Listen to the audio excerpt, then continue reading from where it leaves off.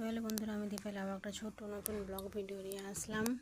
এই গরমে বাড়ির সকলের জন্য এই টক দইয়ের শরবত বানাবো। এই গরমে কিন্তু টক দই খাওয়াটা খুবই উপকারী।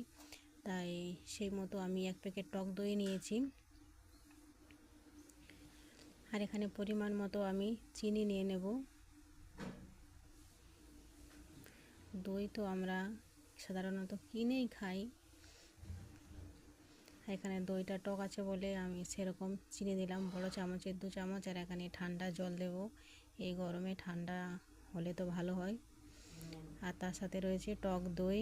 ও জমে যাবে এই ঠান্ডায়, একটুকু শান্তি পাওয়া যাবে। তো সেই মতো করে ঠান্ডা জল নিয়েছি। এবারে আমি দই আর চিনিটা ভালোভাবে গুলবো।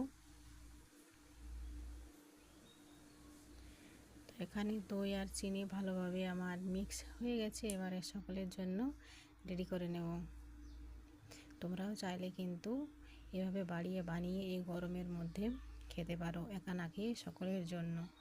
একা তো বাইরে 25 টাকা দাম দিয়ে কিনে আমরা খেতেই পারি, তো সে জায়গায় সকলের জন্য ঠান্ডা দইয়ের শরবত এই গরমের মধ্যে একটু হলেও শান্তি এনে দেওয়া যায়।